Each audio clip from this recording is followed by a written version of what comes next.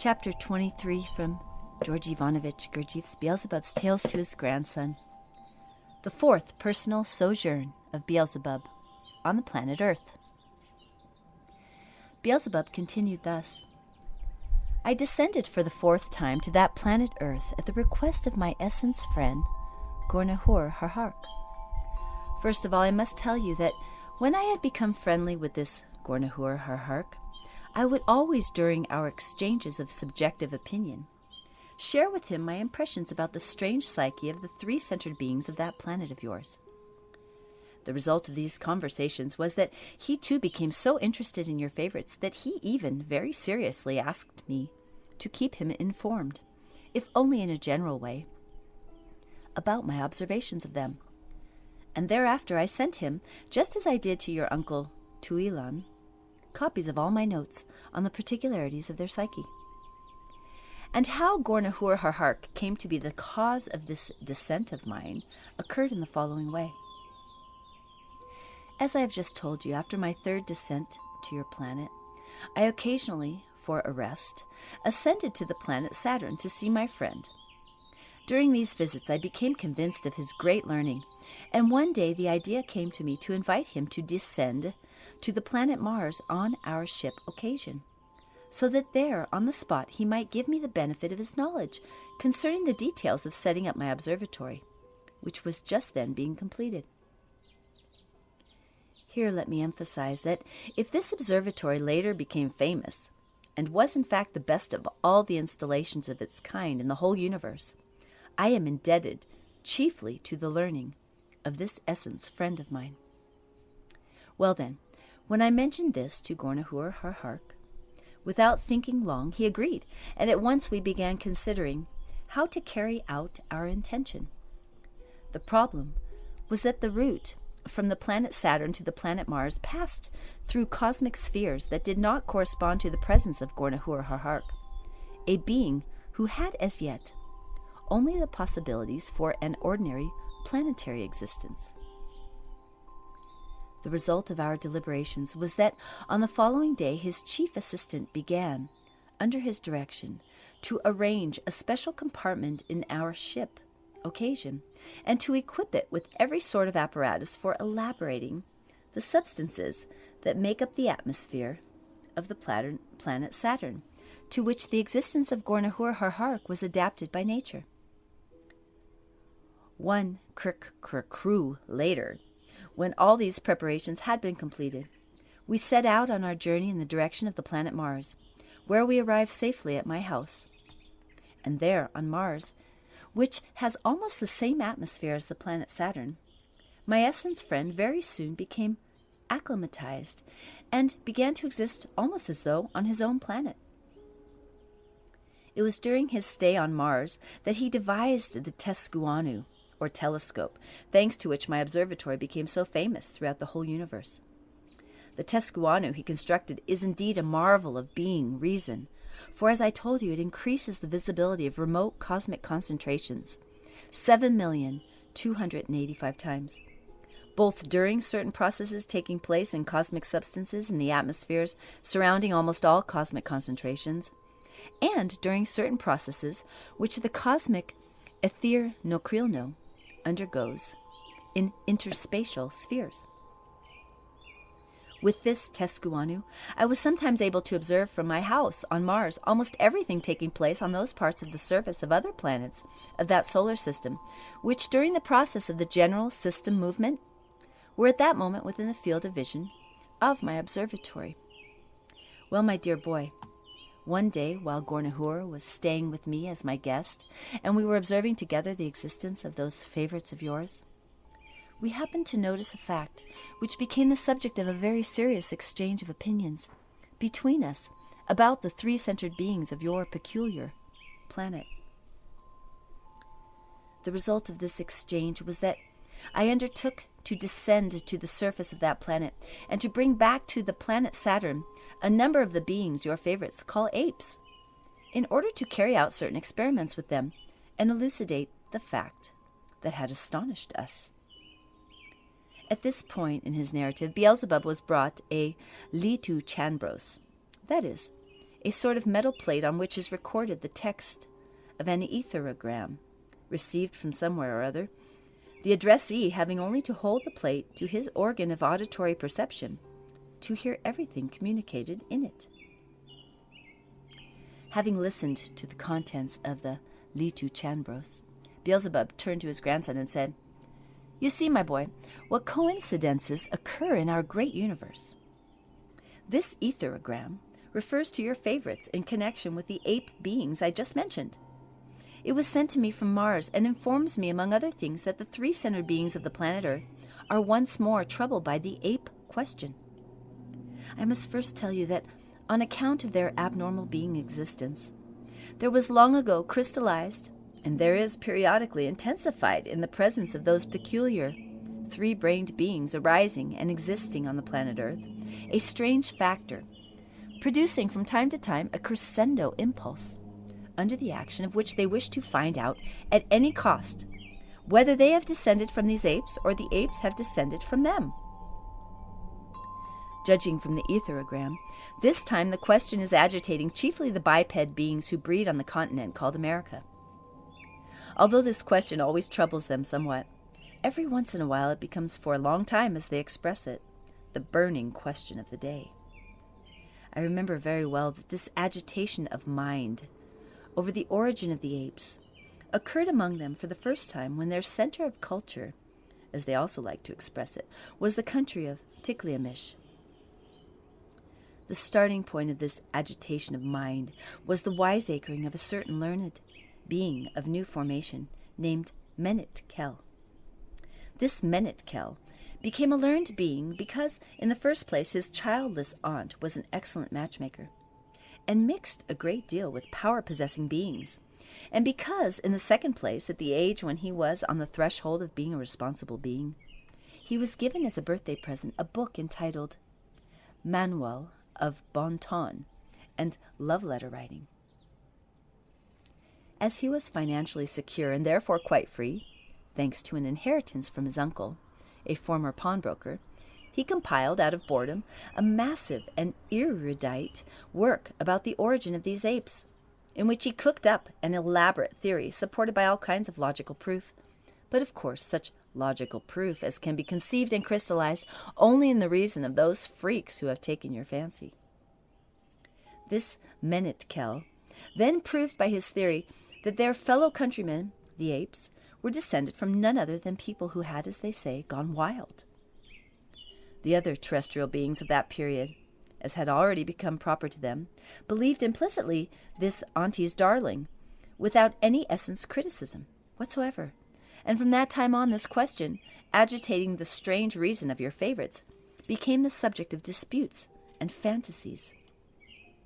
right up until what is called the seventh great planetary process of reciprocal destruction. Thanks to this maleficent idea, there was fixed in the instincts of most of the unfortunates of that period another abnormal so-called dictatorial factor, which began to engender in their common presence the false feeling that these ape beings were sacred. And this factor, which engendered such a sacrilegious impulse, passed by heredity from generation to generation and reached the instincts of many beings, even of the present time. As for the false notion cooked up by that pawnshop progeny, it held its ground for nearly 2 of their centuries and became an integral part of the reason of most of them. But due to various events growing out of the 7th planetary process of reciprocal destruction, which lasted nearly half a century, it gradually faded away and completely disappeared from their common presence. But when their so-called cultured existence became concentrated on the continent of Europe, and when the time again came around for that peculiar disease known as wiseacring to manifest itself with maximum intensity, for this disease, by the way, had long before become subject to the fundamental cosmic law of heptaparaparshinok,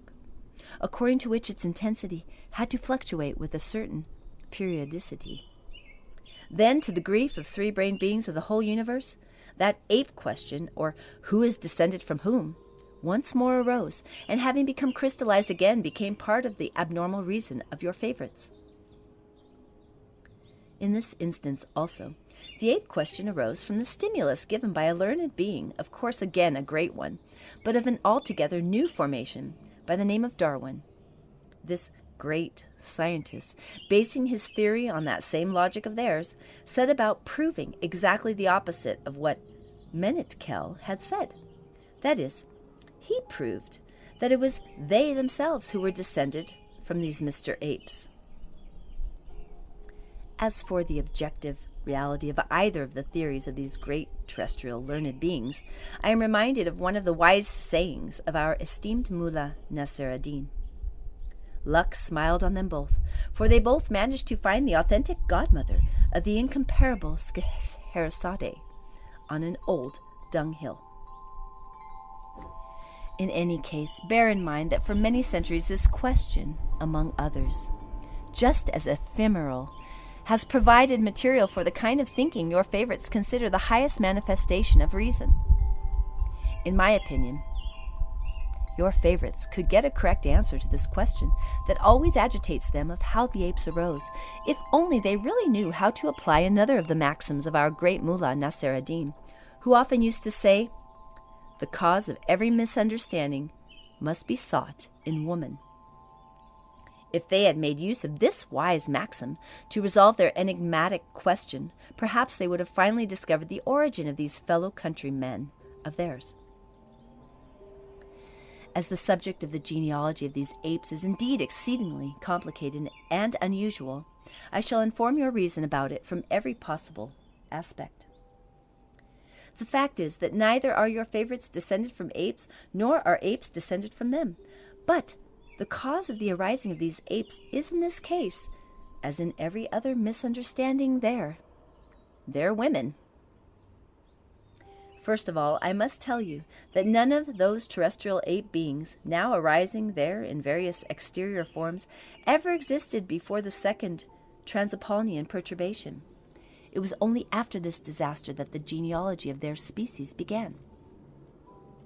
The cause of the arising of these misconceived beings, as well as that of all events more or less serious in the objective sense that occur on the surface of that ill-fated planet, stemmed from two sources totally independent of each other. The first, as always, was the same lack of foresight on the part of certain most high, most saintly cosmic individuals. And the second was once again, those abnormal conditions of ordinary being existence established by your favorites themselves. The point is that during the second Transapoleonian perturbation, besides the chief continent of Atlantis, many other large and small land masses entered within the planet, and new land masses appeared in their place. These displacements of various parts of the common presence of this unfortunate planet lasted several of their days, accompanied by frequent planetary tremors and manifestations that could not fail to evoke terror in the consciousness and feelings of beings of every kind. During that period, many of your three-brained favorites, who together with one-brained and two-brained beings of other forms, had chanced to survive unexpectedly, found themselves upon other newly formed land masses, in places that were entirely unfamiliar to them. It was just then that many of these strange Keschap-Martnian three-brained beings of active and passive sex, or, as they say, men and women, were compelled for a number of their years to exist apart, that is to say, without the opposite sex. Before continuing to relate how all this occurred, I must tell you in a little more detail about that sacred substance, which is the final result of the evolving transformations of every kind of being food, and is formed in the presence of every being without distinction of brain system. This sacred substance, elaborated in the presence of beings of every kind, is almost everywhere called exiari, but your favorites on the planet Earth call it sperm. Through the all-gracious foresight and command of our common Father, Creator, and according to the actualization of great nature, this sacred substance arises in the presence of all beings, without distinction of brain system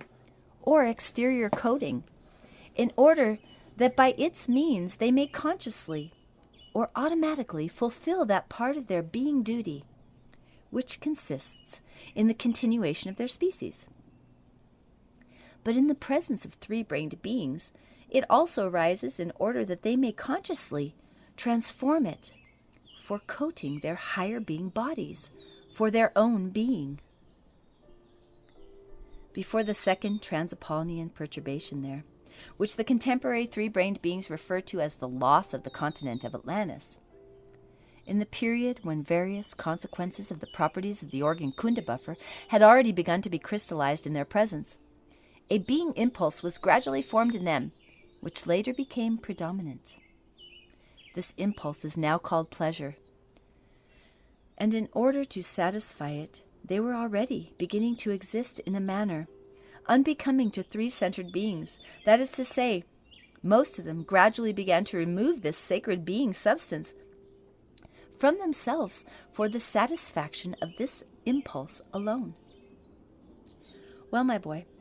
from then on, most of the three-brained beings of the planet Earth were not content to carry out the process of the removal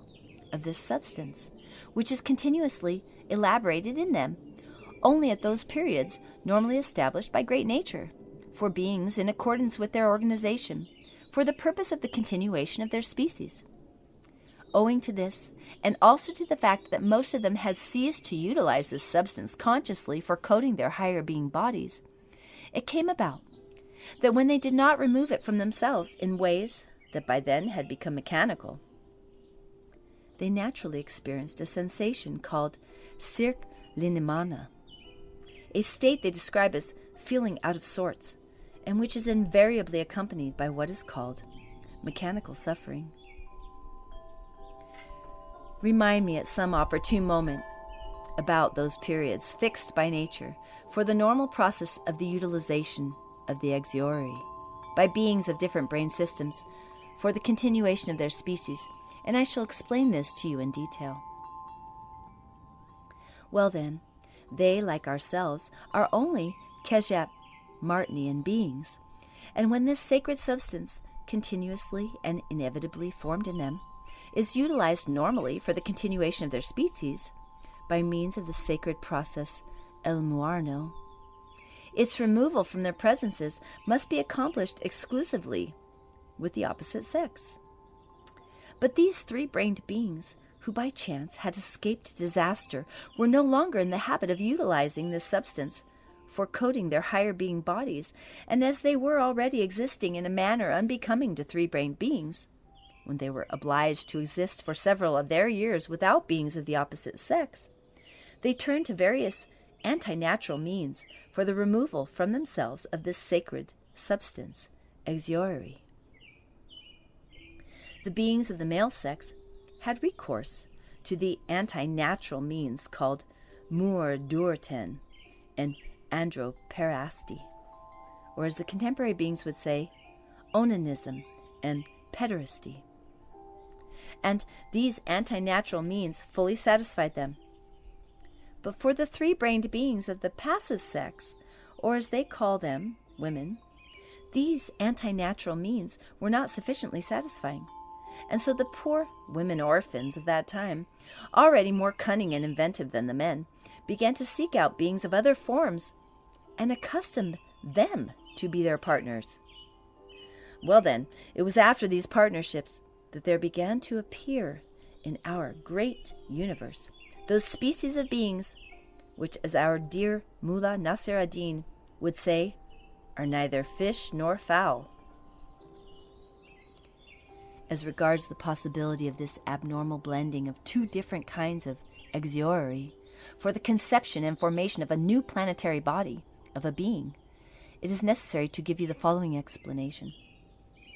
On the planet Earth, as on other planets of our universe, where Gurdjieff Martinian beings breed and exist,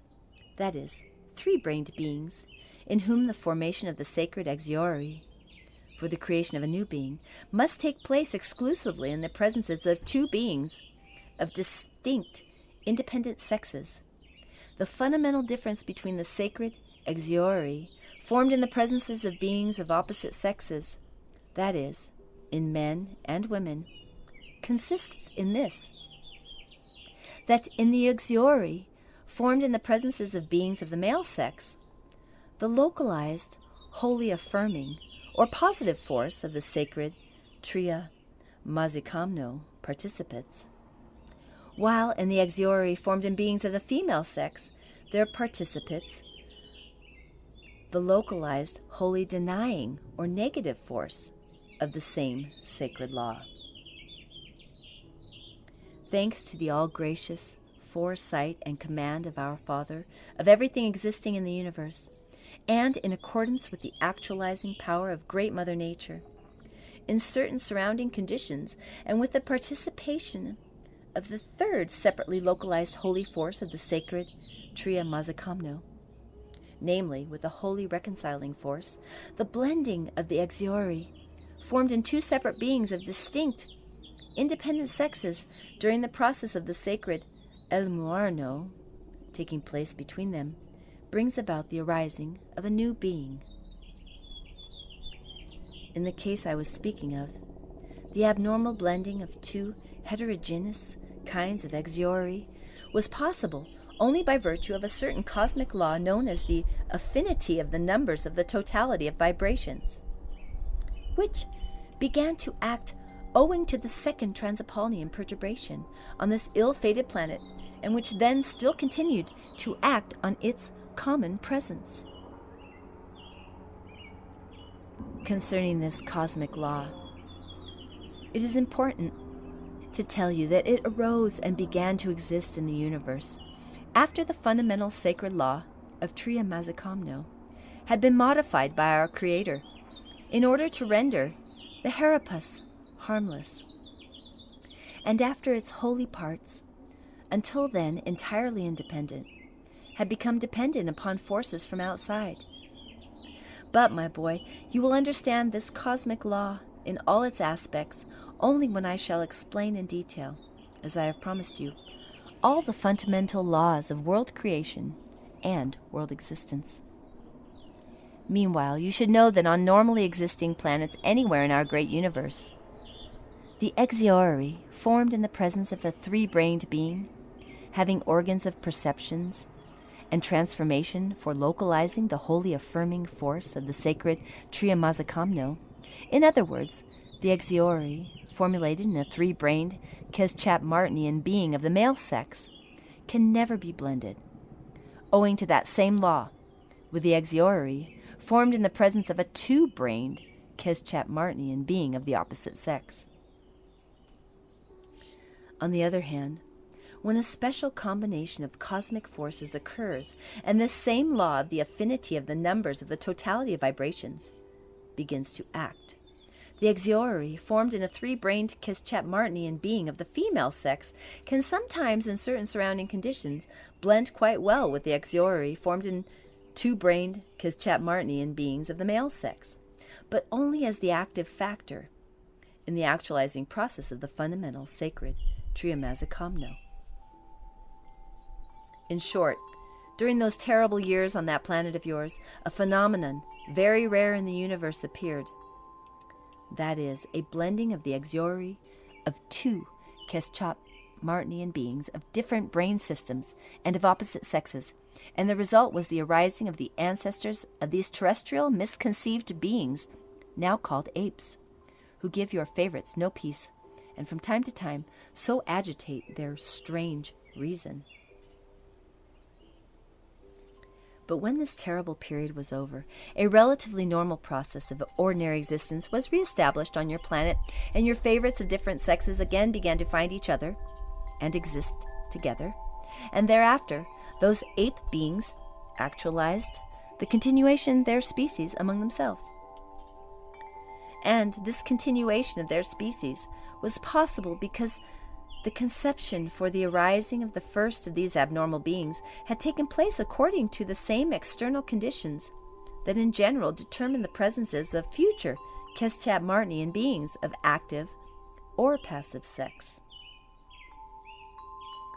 The most interesting result of this highly abnormal manifestation of the three-brained beings of your planet is that there now exist a great many species of the descendants of these ape beings, differing in exterior form, and each of these different species bears a striking resemblance to some form of two-brained quadruped being still in existence there. This came about because the blending of the Axiori of the Kesje-Martnian three-brained beings of the female sex, which brought about the arising of the ancestors of those apes, proceeded with the active Axiori of the various species of quadruped beings that exist there even until today. Indeed, my boy, during my last personal stay on the planet Earth, when I happened in the course of my travels to come across the various species of apes, and in accordance with a habit that has become second nature, I observed them. I ascertained definitely that the whole of their outer functioning and the so-called automatic postures of each species of these contemporary apes are exactly like those in the common presence of certain normally arisen quadruped beings there, and their facial features are even exactly the same as those of particular quadrupeds.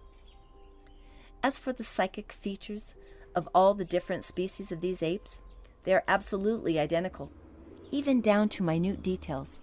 with those of the psyche of the three-brained beings of the female sex there. At this point in his tales, Beelzebub became silent. After a long pause, he looked at his favorite Hassien with a smile that clearly expressed a double meaning. Then, still smiling, he said, "The text of the etherogram I have just received also indicates that this time, in order to settle once and for all who is descended from whom, they from the apes or the apes from them, these freaks, your favorites, have decided to carry out scientific experiments, and several of them have already left for the continent of Africa, where many of these apes breed, with the object of bringing back the number required for these scientific investigations of theirs. To judge by this etherogram, the beings of the planet Earth who have taken your fancy are once again up to their usual tricks. From all I have learned about them during my observations, I foresee that this scientific experiment will unquestionably arouse the serious interest of the rest of your favorites, and will for a time serve their strange reason as material for endless discussion and argument, and all this will be quite in the order of things there. Concerning the scientific experiment itself,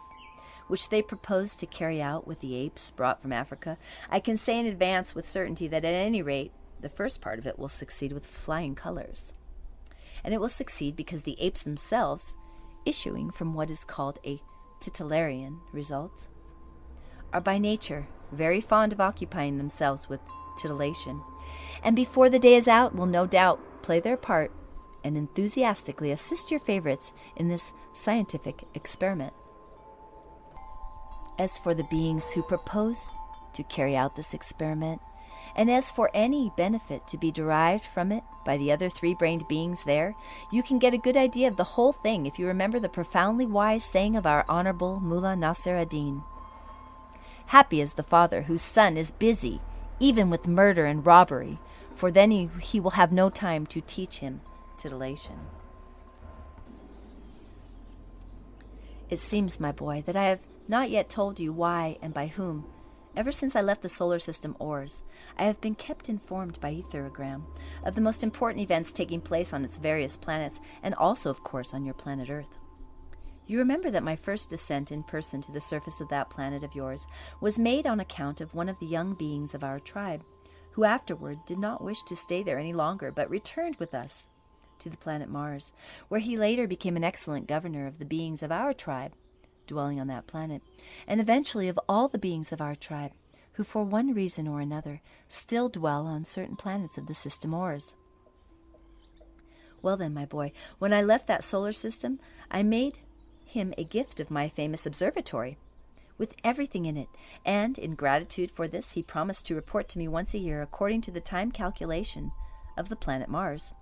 all the important events occurring on the planets of that system. And so he keeps me accurately informed of the most important events on all the planets on which there is a being existence. And knowing my great interest in the three-brained beings breeding on the planet Earth, he does his best, as is clearly evident, to send me information concerning all their manifestations, thus keeping me constantly in touch with the whole process of ordinary existence of these three-brained beings, although I am now inaccessibly remote, even for their featherweight thoughts. This governor of our beings gathers all his information about the three-brained beings of the planet Earth, either from his own observations through the great Tescuano I left him, or from reports communicated to him by those three-brained beings of our tribe who chose to remain forever on the planet Earth, all three of whom at the present time, on the continent of Europe, have substantial enterprises of their own, indispensable for everyone existing there under the prevailing conditions. One of them has an undertaker's business in one of the large cities. The second, in another large city, runs a bureau for marriage and divorce. And the third is the proprietor of a network of agencies founded in various cities for what is called currency exchange. However, my boy, owing to this etherogram, I have wandered a long way from my original tale. Let us go back to our former theme. Well then, on this fourth flight of mine to the planet Earth, our ship occasion alighted on the sea, called the Red Sea, and we alighted on this sea because it washed the eastern shores of the continent of Grabancy, now called Africa, where I wished to go, and where the ape beings I needed then bred in greater numbers than on any of the other land masses on the surface of your planet. And also because this sea was particularly convenient for mooring our ship occasion, but above all because it bordered the country known as Nilia, now called Egypt,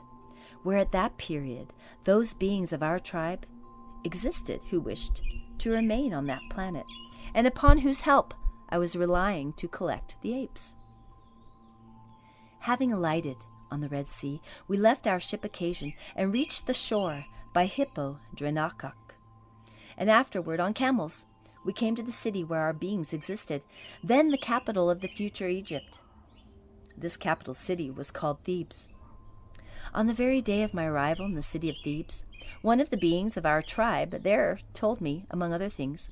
that the earth beings of that locality had devised a new system for observing other cosmic concentrations from their planet, and in order to put it into effect, were then building the required structures. And as everybody was saying, this new system offered advantages and possibilities hitherto unparalleled on the earth. When he had told me all he had seen with his own eyes, I at once became greatly interested. For from his account of certain details of this new construction, it seemed to me that these terrestrial beings had perhaps found a way of overcoming a difficulty to which I myself had just been given a great deal of thought while completing the building of my observatory on the planet Mars. And so I decided to postpone for a while my original intention of immediately going farther south on that continent to collect the apes I needed, and to go instead to the place where those structures were being erected, in order to find out all about it for myself. Well then, the day after my arrival in the city of Thebes, I took as guide one of the beings of our tribe who had many friends there, among them the chief builder of those structures, and accompanied, of course, by our faithful Ahun. I traveled this time on what is called a Chur Tetef, down that great river now known as the Nile. Near the place where this river flowed into a large Salia-Coriopnian area, those great artifacts were just being completed, certain parts of which especially interested me. The district where the work was being carried on, both for this new observatory, as they called it, and for other buildings designed for the welfare of their being existence, was then named Avazlin. A few years later, it came to be called Kieronana, and today it is referred to simply as the outskirts of Cairo. These great artifacts were begun long before my fourth flight to the earth by one of their pharaohs, a title given to their kings by the beings of that region. And at the time of my first visit to this place, they were being completed by his grandson, also a pharaoh. Although the observatory that interested me was not quite finished, observations of the visibility of cosmic concentrations could be made from it, and the results issuing from these concentrations, as well as the reciprocal action of these results, could be studied. At that period on the earth, the beings occupied with such observations and studies were called astrologers. But later, when that psychic disease of your favorites called wiseacring was finally fixed in them, and these specialists shriveled and shrank, becoming specialists only in giving names to remote cosmic concentrations, they came to be called astronomers. The difference in value and significance for the beings around them between the professionals of that time and those who supposedly follow the same occupation today may show you the extent of the decline that has steadily taken place in the crystallization of data, engendering sane logical mentation, which your favorites as three-brained beings ought to have in their common presence. I therefore find it necessary to explain this change for the worse and help you reach an approximate understanding of it. At that period, the terrestrial three-brained beings of responsible age called astrologers, besides making observations and investigations of various other cosmic concentrations for the purpose of a more detailed study of the branch of general learning they represented, took upon themselves several other definite essence obligations toward their fellow beings. One of their fundamental obligations was to advise, as our Zierlichners do, all the conjugal pairs in their flock, according to their types, about the time and form of the process of the sacred El Muarno, for the purpose of a desirable and corresponding conception of their results. And when these results were actualized, or as they say, newborn, the astrologers had to draw up for each of them an oble kiornerish, that is, what your favorites call a horoscope. And from then on, they or their deputies guided these young beings during the whole period of their formation, up to responsible age, as well as during their responsible existence itself, giving them corresponding indications on the basis of the oble kiornerish and of the cosmic laws constantly explained by them, relating to the action of the results of other large cosmic concentrations on the process of being existence on all planets. These indications and, so to speak, warning counsels of theirs consisted in the following. As soon as a function became disharmonized in the presence of any being, or was only just beginning to be so, he would apply to the astrologer of his district, who on the basis of the oble kiornerish and of the variations expected according to calculation in the atmospheric processes caused by the action of other planets of the solar system, would indicate just what the disharmonized being should do with his planetary body at certain definite periods of the Crentonalnian movement of that planet, as for instance, in what direction to lie down, how to breathe, what movements it was preferable to make, with which types of beings to avoid relations, and many other things of this kind. Besides all this, the astrologers assigned to the beings of their flock, in the 7th year of their existence, again on the basis of their oble kiornerish corresponding mates of the opposite sex, for the purpose of fulfilling one of the chief being duties, that is, the continuation of the species, or as your favorites would say, they assigned them husbands and wives. Justice must be done to your favorites of that period as long as these astrologers existed among them. They followed their counsels very strictly and entered into conjugal unions only according to their indications. Therefore, at that period, in regard to their conjugal unions, they always corresponded to each other according to their types, just as they do on all other planets inhabited by Kesjap-Martinian beings. Far as they were from knowing many trago-auto-egocratic cosmic truths, the ancient terrestrial astrologers made these matches successfully because they had at least a thorough knowledge of the laws governing the influence of the different planets of their solar system on the beings breeding on their own planet. That is, the influence of these planets on a being at the moment of his conception, for further development, as well as for his complete attainment of the being of a responsible being. thanks to the practical knowledge acquired over many centuries and transmitted from generation to generation. They knew which types of the passive sex corresponded to which types of the active sex. Thus, the pairs chosen, according to the indications of the astrologers, nearly always turned out to be corresponding, which is the opposite of what happens there today when your favorites are united in conjugal pairs who almost never correspond in type. So that, throughout their entire existence, about half of the so-called inner life of these couples is spent on what our esteemed Mullah Nasser ad-Din expresses in one of his sayings: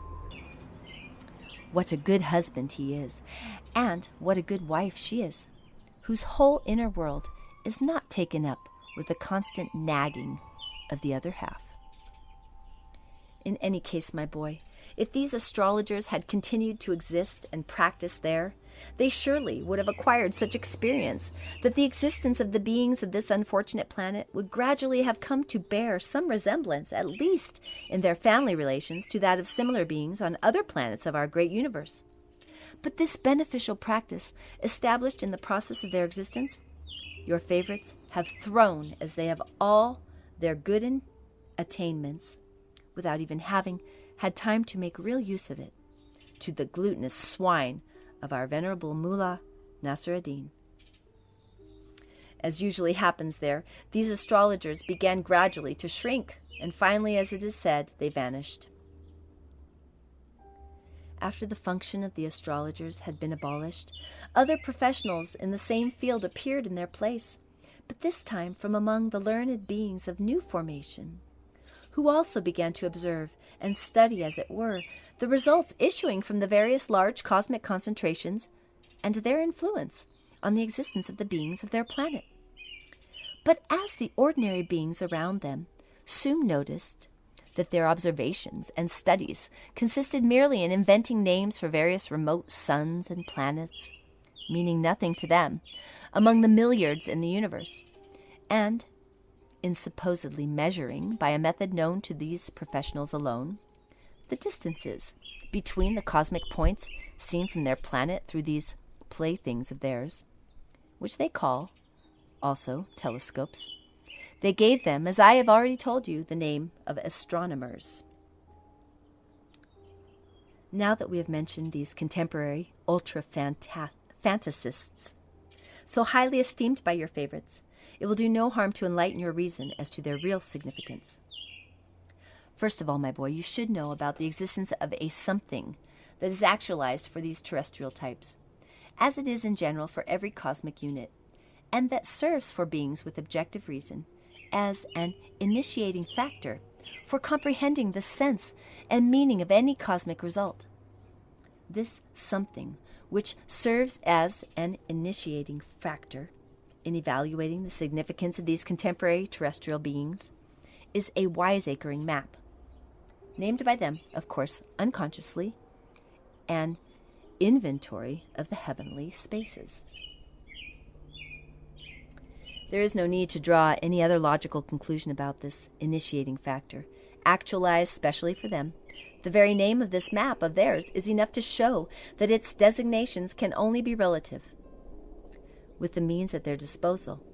even though they rack their esteemed brains in devising names and calculating various measurements,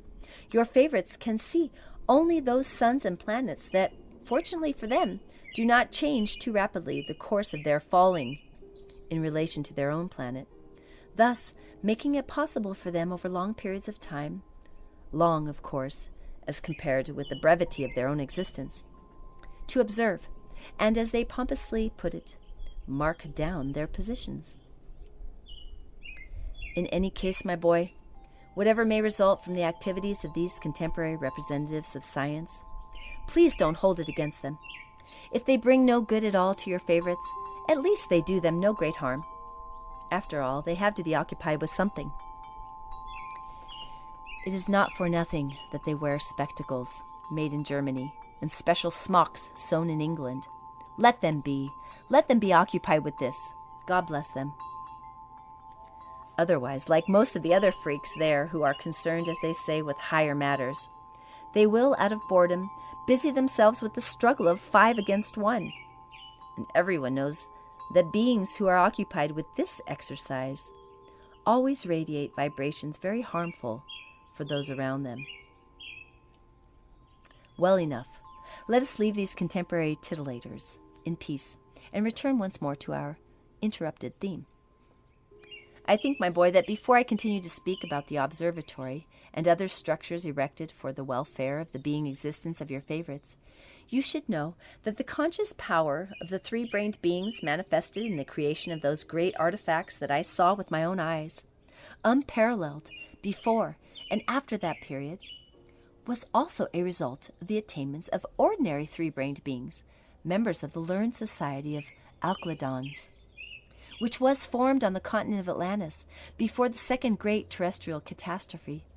And so it will be appropriate if I first tell you, even though briefly,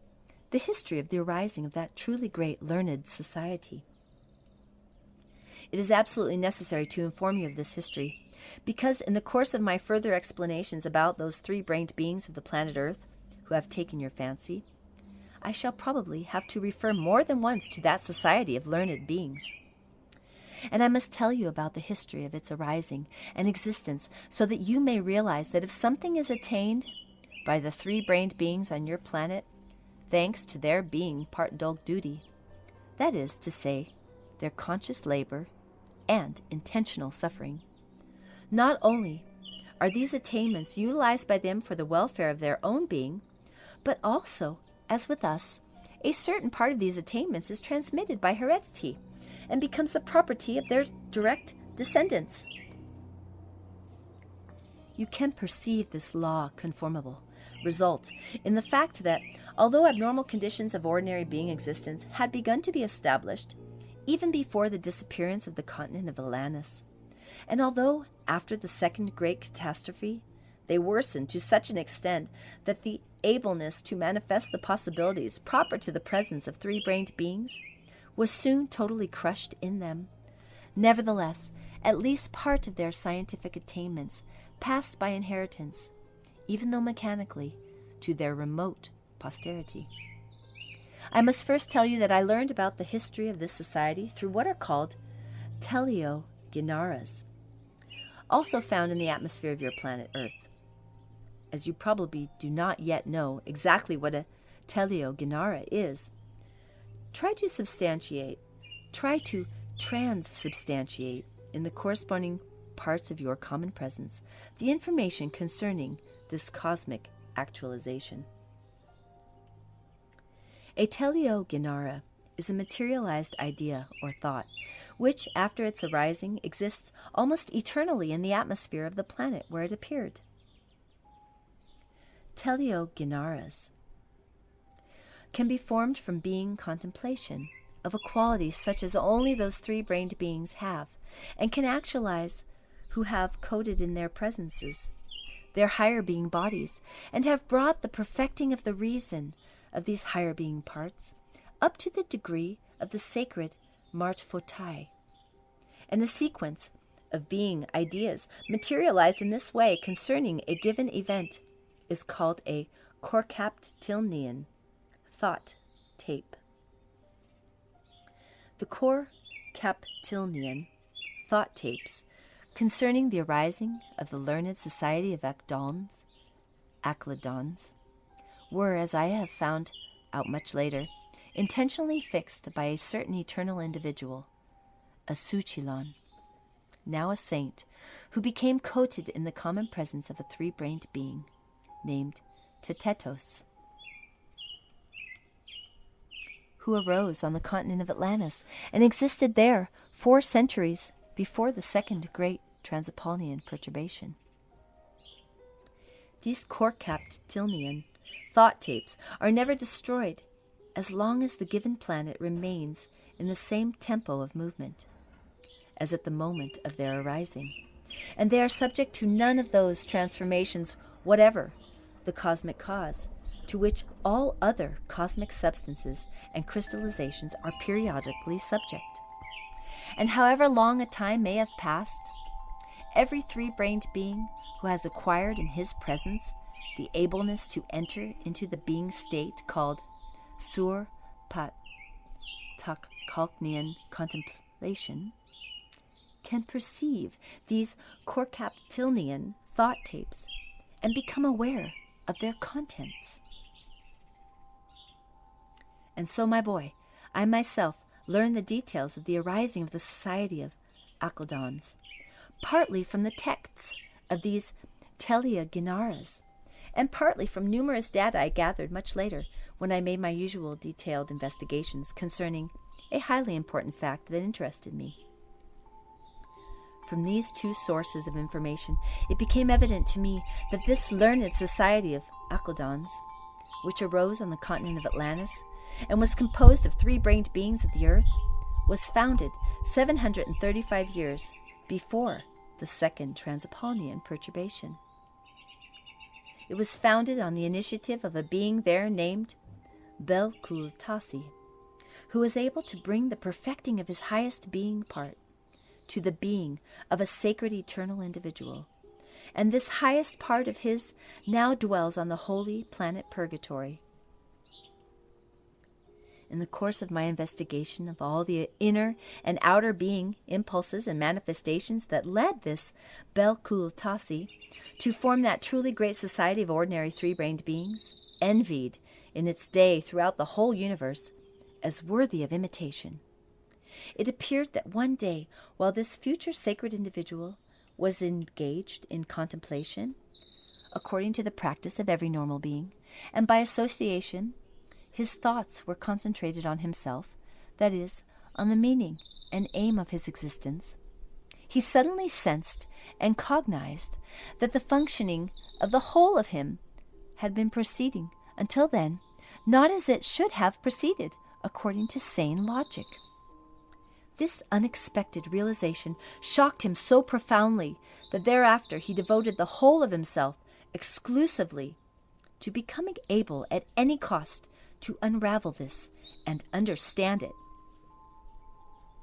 First of all, he decided to attain without delay the potency that would give him the force and the possibility to be absolutely sincere with himself.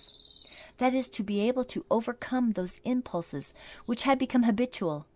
in the functioning of his common presence,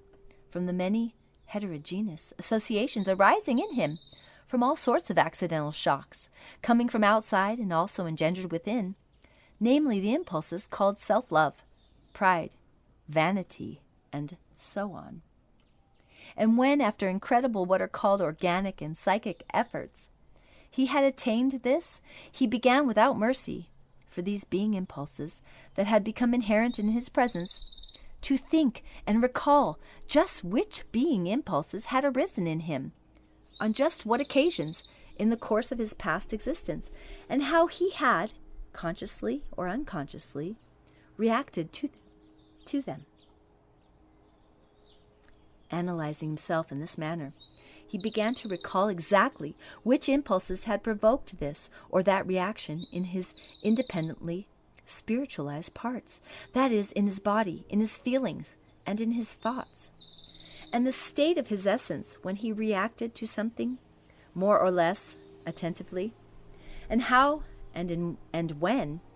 in consequence of such reactions, he had manifested consciously with his eye,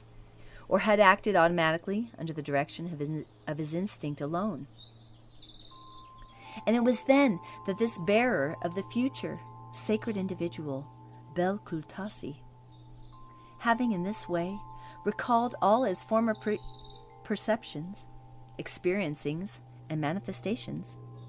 clearly realized that his external manifestations did not correspond at all, either to his perceptions or to the definite impulses formed in him. He then began to make similar sincere observations of impressions, coming from without as well as from within. At the very moment, they were perceived by his common presence, and he made all these observations with the same exhaustive, conscious verifications of how these impressions were perceived by each of his spiritualized parts, when and how they were experienced by the whole of his presence, and for what manifestations they became the impulses. These conscious observations and impartial verifications at last convinced Belkultasi that in his common presence something was proceeding not as it should proceed according to sane being logic. As it became clear to me during my further detailed investigations, although Belkultasi had become convinced of the accuracy of his observations of himself, he doubted the validity of his own sensations and understanding, and even the normality of his own psychic organization. He therefore set himself the task of verifying, first of all, whether he was in general normal in sensing and understanding everything in this way and not otherwise. To carry out this task, he decided to find out whether others sensed and cognized things in the same way he did. With this aim, he began inquiring among his friends and acquaintances, trying to learn from them how they sensed all this and how they cognized their perceptions and manifestations, both past and present. Doing so, of course, very discreetly, to avoid touching those impulses inherent in them of self-love, pride, and so on. Thanks to his inquiries, Belkultasi gradually succeeded in evoking sincerity in his friends and acquaintances, and as a result he learned that they all sensed and saw everything in themselves the same way that he did. Now, among these friends and acquaintances of his were several serious beings, not yet entirely enslaved by the action of the consequences of the properties of the organ Kundabuffer, and they also, having penetrated to the gist of the matter, became very deeply interested in it, and continued to verify what proceeded in themselves, and independently to observe those around them. Shortly afterward, again on the initiative of Belkultasi, they began to meet together from time to time to share their observations and findings. As a result of prolonged verifications, observations, and impartial conclusions, this entire group of terrestrial beings became absolutely convinced, as Belkultasi was, that they were not as they ought to be. A little later, many other beings who had such a presence joined their group, and still later they founded the society which they named the Society of Alcladons. The word Alcladon then expressed the following concept: the striving to become aware of the sense and aim of the being of beings. From the day of the founding of this society, Belkultasi himself stood at its head, and the activities of its members were carried out under his general guidance. For many of their years, the society existed under the same name, and its members were called Alcladonsovores. But later, when for purposes of a general character, they divided up into a number of independent groups, the members came to be called by the names of their different groups. And this division into groups took place for the following reason. When the members of the society had become definitely convinced that there was something very undesirable in their presence, they began to search for every possible means of achieving its removal from themselves in order to become able to be what they ought to have been according to sane logic, and thus to correspond to the sense and aim of their existence, the elucidation of which they had determined to carry out at any cost as the very basis of their task. But when they began to put into practice this task, decided on by their reason, they soon realized that in order to fulfill it, they must first collect more detailed information in various special branches of knowledge. And as it proved impossible for each of them individually to acquire all the necessary specialized knowledge, they divided up for convenience into a number of groups so that each group could study one of the special branches of knowledge required for their common aim. Here you should note, my boy, that it was then that genuine, objective science arose there for the first time and developed normally until the second great catastrophe to their planet, certain of its branches even developing at an unprecedented rate. Consequently, During that period, many objective cosmic truths, great and small, gradually became evident to those three-brained beings who have taken your fancy. The members of this first, and perhaps last great terrestrial learned society, were then divided into 7 independent groups or sections,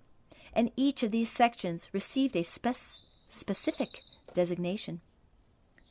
The members of the first group of the Alcadon Society were called Alcadon Foxivores, which meant that they studied the presence of their own planet and the reciprocal action of its separate parts. The members of the second section were called Alcadon Stressivores, and this meant that they studied the radiation of all the other planets of their solar system and the reciprocal action of those radiations. The members belonging to the third section were called Alcadon Metrosivores, which meant beings occupied with the study of that branch of knowledge similar to our Silkuarno, corresponding in part to what your contemporary favorites call mathematics. The members of the fourth group were called Alcadon Psychosovores, a name designating those members of the society who made observations of the perceptions, experiencings, and manifestations of beings like themselves, observations that they verified statistically. The members of the fifth group were called Alcadon Harnosovores, which meant that they were occupied with the study of the branch of knowledge that combined the 2 contemporary terrestrial sciences called by your favorites chemistry and physics. The members belonging to the sixth section were called Alcadon Mystesivores, that is to say, beings who studied all kinds of outer events, whether actualized consciously or rising by themselves, and further studied which of these events were erroneously perceived by beings, and in what circumstances. And as regards the members of the seventh and last group, they were called Alcadon Jespudgenisivores. These members of the Alcadon Society devoted themselves to the study of those manifestations of the three-brained beings of their planet, proceeding in them not as a result of various functionings coming from impulses of different kinds, engendered by data already present in them, but as a result of cosmic influences coming from outside and not depending on the beings themselves. The three-brained beings of your planet who became members of this society actually approached objective knowledge to a degree that had never been reached before and perhaps will never be reached again. And here it is impossible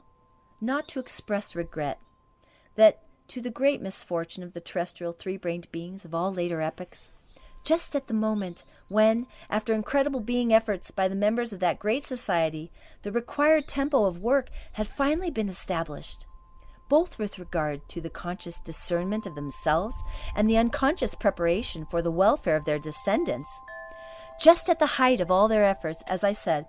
certain of them ascertained that something serious was soon to befall their planet. In order to determine the character of the serious event they anticipated, they dispersed over the whole planet, and shortly afterward, as you already know, the second Transapollonian perturbation occurred to that ill-fated planet of yours. Well then, my boy, after this catastrophe, a number of the members of that great learned society who had survived gradually came together again, and having lost their native land, first settled, with other surviving beings, in the center of the continent of Grabancy. But later, when they had somewhat come to themselves after this cataclysm, not according to law, they jointly decided to try to reestablish their society, and perhaps to resume and fulfill in practice all the tasks that had formed its basis.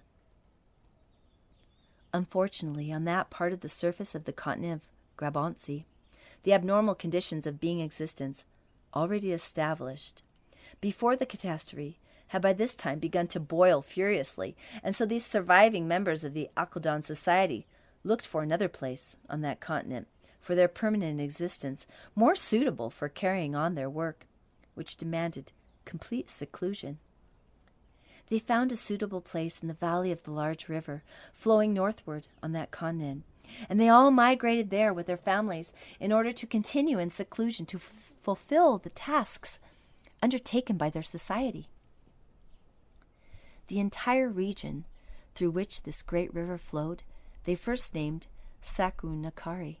This name was afterward changed several times, and today that region is called Egypt, while the great river then known as Nipil Huachi is now, as I have already said, called the Nile. Not long after these former members of the learned society of Alkadons had settled on this part of the surface of the planet Earth, all the beings of our tribe then existing on that planet migrated to the same place. The relationship of the beings of our tribe with that part of the surface of your planet, and also with those former members of the Society of Alkadons who by chance had survived, came about as follows. I once told you that just before the second Transapollonian perturbation, our Pythonus, during a prophecy, had insisted that for the continuation of their existence on that planet, all the beings of our tribe should migrate without delay to a definite part of the same continent, now called Africa. The part of the continent indicated by the Pythonus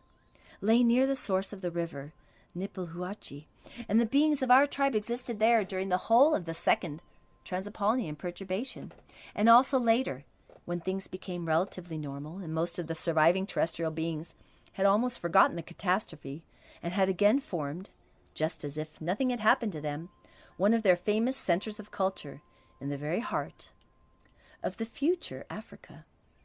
And while the former members of the Society of Alkadons were looking for a suitable place for their permanent existence, they chanced to meet several beings of our tribe who advised them to migrate farther down the same river.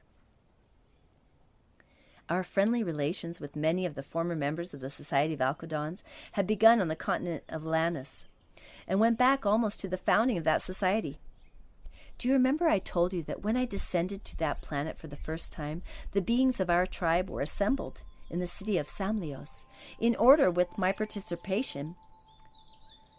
to find some way out of the difficult situation that had been created? Well then, those general meetings of ours were held in one of the chapter halls of the principal cathedral of the Society of Alkadons, and from that time on, good relations were established between the beings of our tribe and certain members of that society. And there, in the future Egypt, where both of these groups of beings had migrated, as I have described, the relations of the beings of our tribe with those former members who had by chance survived, and also with their descendants, lasted without interruption almost until the departure of our tribe from your planet. The hope of the few surviving members of the Society of Alkadons that they would be able to revive the society and carry out its tasks was not fulfilled. Nevertheless, thanks to them alone, there was preserved in the presence of the beings of several generations after the loss of Atlantis the sense and instinctive conviction of the need for what is called completed personal being. It was also thanks to them that certain attainments of the reason of the three-brained beings there survived as long as their reason remained normal, and after a while began to be transmitted mechanically from generation to generation, reaching the beings of quite recent periods and even certain beings of the present day. Among the results of the scientific attainments of the members of the Alkadon Society, transmitted by inheritance, were also unquestionably those imposing and ingenious structures that during the fourth descent of mine to your planet, I saw being erected by the beings breeding on that part of the present Africa. Although when I saw this new observatory with my own eyes, the expectations I had formed about it, from everything our countrymen had told me, were not justified. Nevertheless, this observatory and the other architectural works of the beings of that region proved to be exceedingly ingenious, and aroused in my common presence data that enriched my consciousness with a great deal of productive information. so that you may clearly represent to yourself and understand how these structures were erected by the three-brained beings of this region for the welfare of their being existence, it will be enough, I think, if I explain to you in as great detail as possible how the particularity of their ingenious and practical inventions was manifested in this new observatory, on account of which I had decided to visit that place. To begin with, I must inform you of two facts related to the change in the common presence of these three-brained beings who have taken your fancy. The first fact is that at the beginning, while they were still existing normally in a manner becoming to all three-brained beings in general, and while they still had what is called oluestek noknian sight, they could perceive with their own eyes the visibility of all great and small cosmic concentrations existing beyond them during any process of the omnipresent Okadaunok taking place in their atmosphere up to a distance proper to the vision of ordinary three-brained beings. Moreover, those who had consciously perfected themselves and who had thereby brought the sensitivity of perception of their organ of sight up to what is called the oluesok Tasnoknian state, acquired, as do three-brained beings everywhere else, the possibility of perceiving, at that same distance, the visibility of all cosmic units whose arising and further existence depend upon crystallizations coming directly from the sacred Theo Mert Malagos, that is to say, from the emanations of our most holy Son, Absolute. And when the abnormal conditions of ordinary being existence had become fixed there, and when for reasons I have already told you about, great nature was compelled, among other restrictive measures, to degrade the functioning of their organ of sight to what is called the Corites Noknian level, proper only to the presence of one-brained and two-brained beings. From that time on, the three-brained beings there were able to perceive the visibility of any great or small cosmic concentrations situated beyond them only when the sacred process of Ayuawa proceeded in the omnipresent active element, Okadaunok, in the atmosphere of their planet, or as they say, according to their understanding and perceptions, in the dark of night. The second fact, also related to the degeneration of their sight to the Corites Noknian level,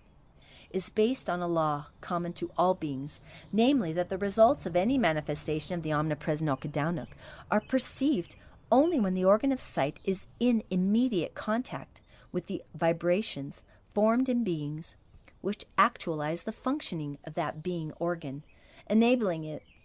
at the given moment, to perceive the visibility of cosmic concentrations situated beyond them. That is to say, the results of any manifestation of the omnipresent Okadaunok are perceived only when they take place within certain limits, depending upon the quality of perception attained by the given organ. And beyond these limits, what is called the momentum of the impulse dies down. Or to put it otherwise, these beings perceive the visibility of objects only when they are almost next to them. But if these results take place beyond the mentioned limits, this manifestation does not reach those beings in whose presence the organs of visual perception have been formed only by the results of the totality of Itak Lanots. Here it is opportune to recall one of the profound sayings of our Mullah Nasser ad-Din, which very nearly fits the present case. That is, the degree to which the visual perception of your contemporary favorites is limited. This wise saying of his, seldom used there, consists of the following words: "Show me the elephant the blind man has seen, and then I will believe that you really see a fly."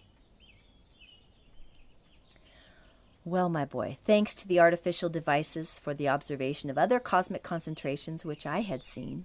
and which were being constructed in that future Egypt on the initiative coming from the reason of the remote descendants of the members of the learned Society of Akldons,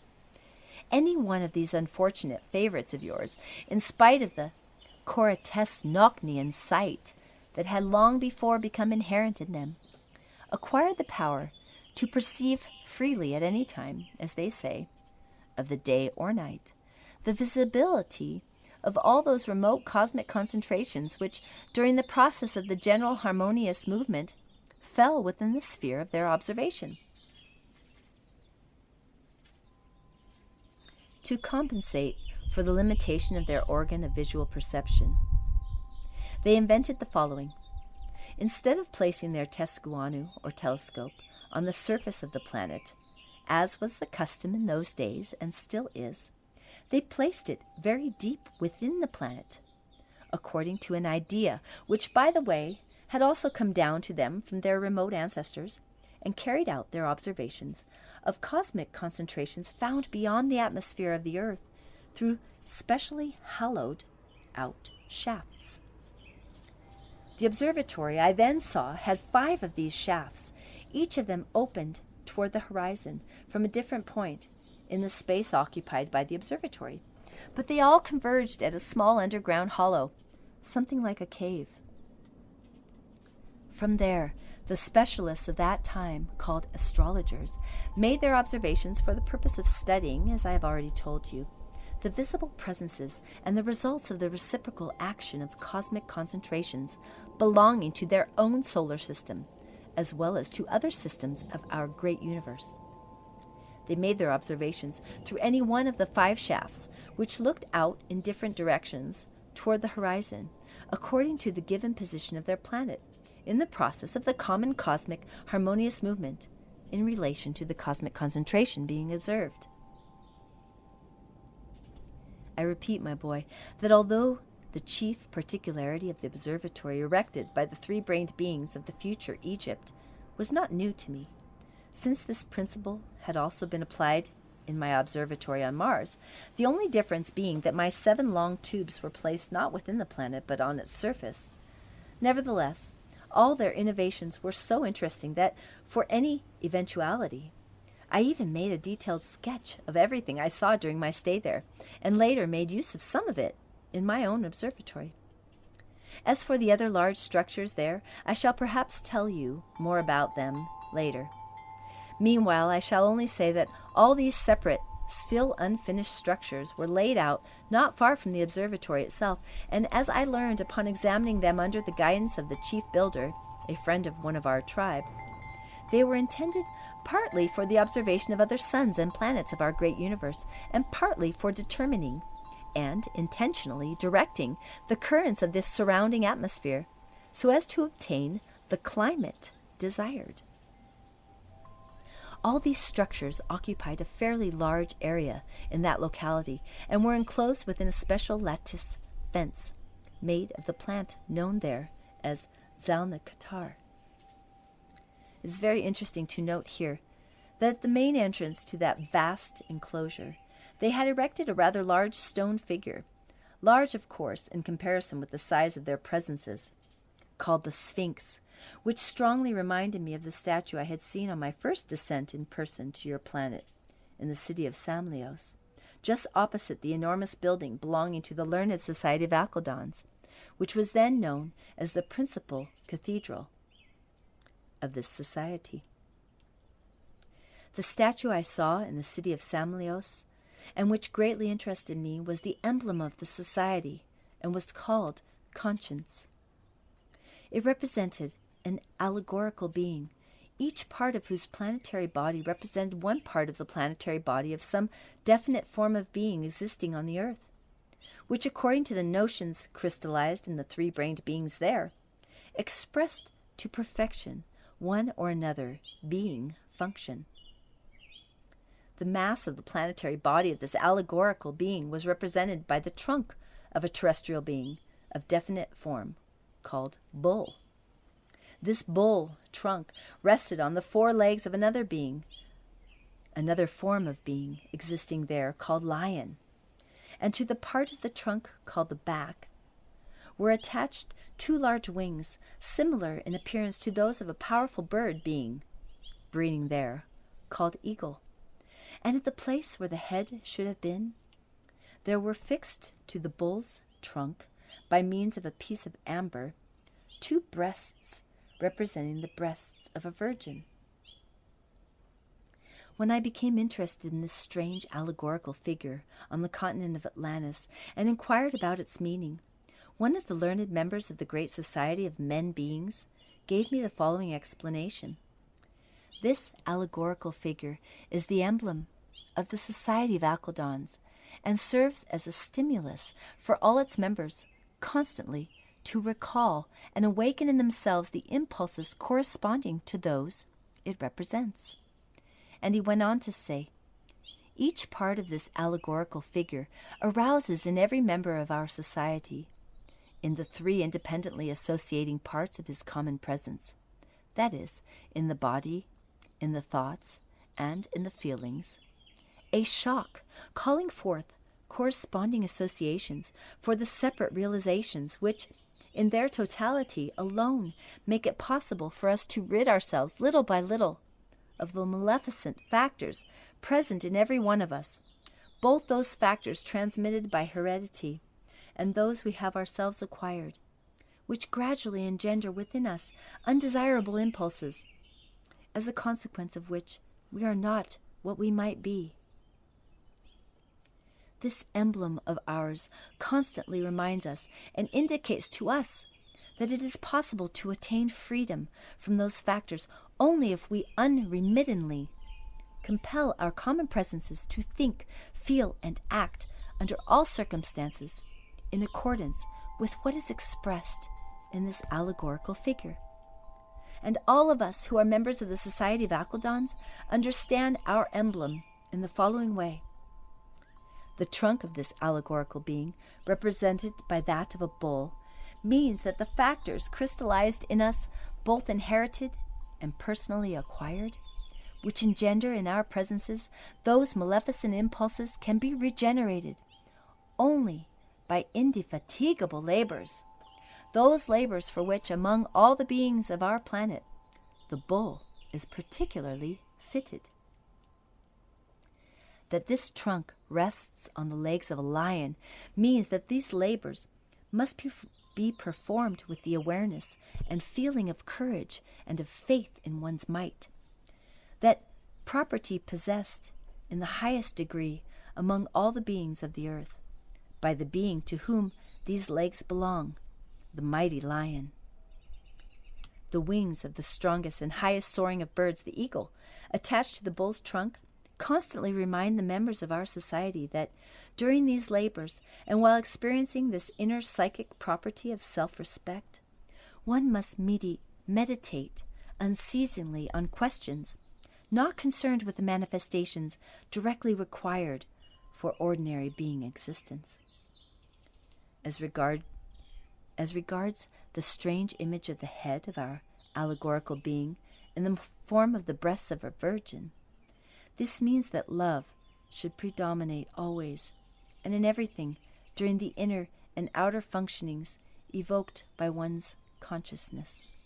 Such a love as can arise and exist only in the presence of concentrations formed in the lawful parts of every whole responsible being, in whom the hopes of our common Father are placed. And that the head is fixed to the trunk of the bull with amber signifies that this love should be strictly impartial, that is to say, completely separated from all the other functions proceeding in every whole responsible being. In order, my boy, for you to understand the meaning symbolized by the material known there as amber, I must add that amber is one of the 7 planetary formations, in the arising of which the omnipresent active element, Okadaunuk, enters with its 3 separate, independent, and sacred parts in equal proportions, and in the process of planetary actualization, these intraplanetary and surplanetary formations serve to impede the dependent flow of the 3 separate streams of these 3 localized sacred parts. At this point in his tale, Beelzebub paused for a moment as if pondering something, and then continued. While I was describing to you what I then saw on a part of the surface of your planet, still surviving today, where there existed certain direct descendants of the members of that truly great learned society of Akaldons, there were gradually revived in me, as a result of the manifestations of my being reason, and due to the effect of various associations aroused by the visual impressions of the environment of that region, all the scenes and the whole series of associative thoughts evoking a certain being experiencing of mine that occurred during my last stay there when I visited contemporary Egypt and was sitting one day absorbed in thought at the foot of one of those ancient structures which have chanced to survive from that period and are called today the pyramids. And in the general functioning of my reason, there proceeded, among other things, the following reflections. Good, if not even one of the benefits for ordinary being existence, formerly attained by the reason of the beings of the continent of Atlantis, has come down by inheritance to contemporary beings of your planet. This could perhaps be logically justified by the simple fact that, for cosmic reasons, neither issuing from the three-brained beings there, nor in any way depending upon them, the second great cataclysm, not according to law, occurred, in which not only this continent itself perished, but also almost everything existing upon it. But Egypt, was not its magnificence still quite recent? There is no denying it. As a result of the third small catastrophe to that ill-fated planet, and of the fifth, about which I will speak later, this part of its surface was covered with sand. Nevertheless, the three-brained beings dwelling there did not perish, but were only scattered over various other parts of the same continent. And so, in whatever new conditions they found themselves, there should have been preserved in their presence the crystallized results of the factors perfected for normal being logical mentation, transmitted to them by heredity. Well, my boy, after these distressing austuzori of mine, or as your favorites would say, sorrowful reflections, I wished to clarify for myself the true cause of this lamentable fact. And as a result of careful investigations, I finally understood and became aware, with my whole being, that this abnormality is due exclusively to one aspect of the chief particularity of their strange psyche, that particularity which has become a completely crystallized, inseparable part of their common presence, and serves as a factor for the periodic arising in them of the urgent need to destroy everything outside themselves. For when this particularity of their psyche, horrifying for every being with reason, reaches its climax, and those three-brained beings begin to manifest it outwardly, that is to say, when they begin to carry out the process of reciprocal destruction on some part of the surface of their planet, then at the same time, just in passing, as it were, with no deliberate aim, and even without what is called organic need, they also destroy everything that comes within range of their organ of sight. At the height of these psychopathic paroxysms,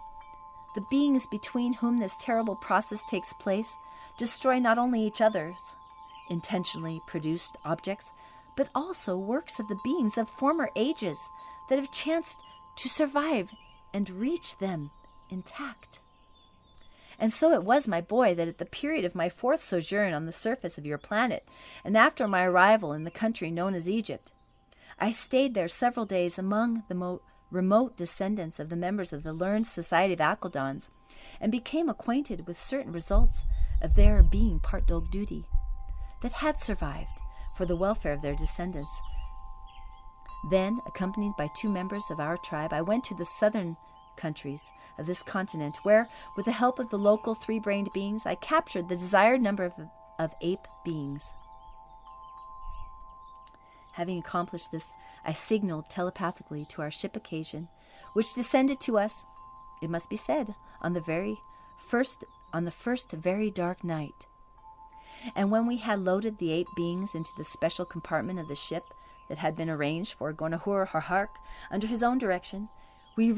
reascended to the planet Mars, and 3 Martian days later, taking the apes with me, I ascended on the same ship to the planet Saturn. though we had decided to carry out the experiments on the apes only in the following year, when they would have become thoroughly acclimatized and adapted to their new conditions of existence. I ascended to the planet Saturn without delay because at my last meeting with Gurnahur Harhark, I had promised him to be present at a family solemnity that was soon to take place. This family solemnity, called a Kri Kra Kri, was the consecration by the beings around Gurnahur Harhark of his recently arisen first heir. I had promised to attend this family solemnity in order to take upon myself toward this first heir of his what is called the Alna Turornian being duty. Here it is interesting to remark that the ceremony for assuming this being duty also took place in ancient times among the three-brained beings of your planet, and has even come down to your contemporary favorites. But just as in everything else, they have kept only the external form of this serious and important procedure.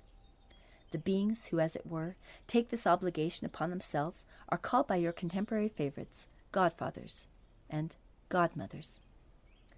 This first heir of Gurnahur Harhark was then named Raurk,